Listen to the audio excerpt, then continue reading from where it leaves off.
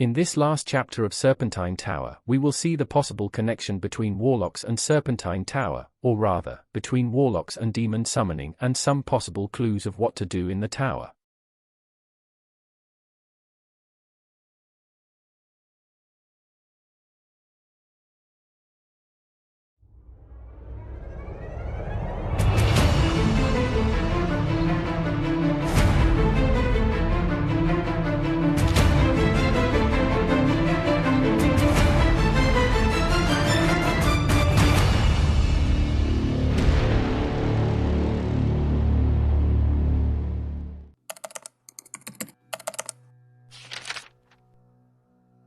As we have commented in the previous chapters, the research paper, Demon Summoning, tell us about that this experiment ended up killing 3 magicians. However, they managed to summon creatures called lesser creatures, or reds, which are probably fire devils, as we commented previously. The important thing is that the fire devils are creatures seen in very few places, such as Jakundaf, Ghostland and Karos, among other places. But how would this relate to the warlocks? At this point we must return to the old libraries of Tibia, in search of some clue. In the Jakundaf library we will find various books on potions and magic in general. One book in particular is about mixing potions, and it was written by an old magician. The author says that as a precaution, he prefers to write some of these forms in a very ancient language, known only by the wisest sorcerers. Here the key is not the content of the book, but the background. This information means that those who once lived there were magicians of great power and knowledge, but why don't they live here anymore? Adrenius tells us that there was a catastrophe at this place in wartime a long time ago, and from that moment on, the place was abandoned. But where are these magicians now? If we go to Demina, we will find many books with very relevant information.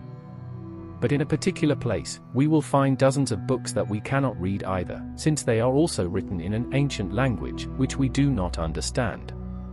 Why would Sipsov put so many books in a library which have no information? In this case, they most likely do have information, but not literal. This fact of finding a library full of books with an ancient language, gives us to understand that some ancient magicians wrote many books there. So we could say that it was the warlocks who inhabited Jakundaf. It is a difficult statement to verify, since it can only be coincidences. But there are many clues that can help us understand what is happening. In Demina, the warlocks are learning from their ancestors and they are trying to interpret their knowledge. But before continuing with this information, one thing needs to be made clear. First of all, there are 2 types of warlocks: the old warlocks and the new warlocks. Then we could deduce that at least most of the ancient warlocks are extinct, or perhaps a handful of them remain in the surroundings of Tibia. While the new warlocks are those who inhabit Demina and who are learning from their ancestors. So, returning to the theme, the warlocks seek various research topics, their main focus being the study of a topic called magic web. The magic web, to explain it in a simple way, would be like a magic portal to teleport between one point and another. That is, its function would be similar to a teleport or a strange carving when the player carries a specific item. The warlocks believe that there are special doors for the use of the magic web, and it cannot be used in a random place, but only in specific places where you find concentration of magic and mana to open these gates. However, they also discovered that to open these portals on the magic web, where certain items and special abilities are needed. They found that the talons, wand of might, and lava function as a kind of trinity force. More specifically, they were able to discover that talons react with lava, and lava reacts to the wand of might. Then, by making use of this trinity force, it would be possible to open a gap or a portal that connects 2 different places and you can travel between them. But what does this have to do with Serpentine Tower? The relation is that in the Serpentine Tower some magicians tried to open a portal which ended in disaster while trying to summon demons. Coincidentally, Jakundaf is a desert because of an accident, and some magicians also inhabited this place. However, these are still theories and could be just coincidences, but it seems that many facts point to the same thing. First of all, the name of the place where the warlocks live is a clear clue. Demina. Also, like we said earlier, Jakundaf is one of the few places that is full of fire devils, just like in Ghostland. In Ghostland we also find a locked demon where curiously there are 2 warlocks that are only in that room.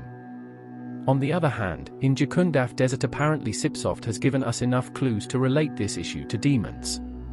In Update 8.1 they added the mysterious house called Demon Tower. Sipsoft also added transcripts to NPC Adrenius about Anchorman and other topics.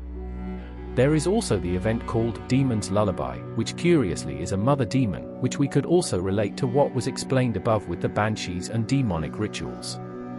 Other coincidences are found in Edron. In the same place that Orshabal appears there are also raids of warlocks, monks and other creatures that appear from time to time. In the ruins of Edron we also have warlocks on the side of the lava. In these ruins we can even see in various places how the lava has risen from the ground and has covered various parts of the ground that today seem to have been submerged in lava. Not to mention that in Inquisition Quest, there is a room full of warlocks, and at the end of the quest there is literally a portal from which demons and other demonic creatures enter our reality. So what is the conclusion? Well, first there are several books in Tibia that give us clues on how to relate these topics in more detail. There is a book called Demonic Invasions, which tells us that demons enter our kingdom through portals, but curiously these portals are open when there are volcanic eruptions. Even one of these volcanic eruptions coincided with the arrival of the Ruthless Seven in Pits of Inferno. On the other hand, it says that demons do not have the ability to cause a volcanic eruption by themselves, so there should be a class of external forces that are involved in this type of ritual. So basically, if we know that warlocks are capable of controlling lava, with the use of talons and wand of might, we could say that they can cause a volcano to erupt or simply be able to open portals to bring demons into our reality. Probably for much larger rituals, such as invocations of demon bosses like Morgoth or Gazbaran, volcanic eruptions are needed or accumulating a much greater amount of energy. This would explain why Ferumbra's citadel is on a volcano.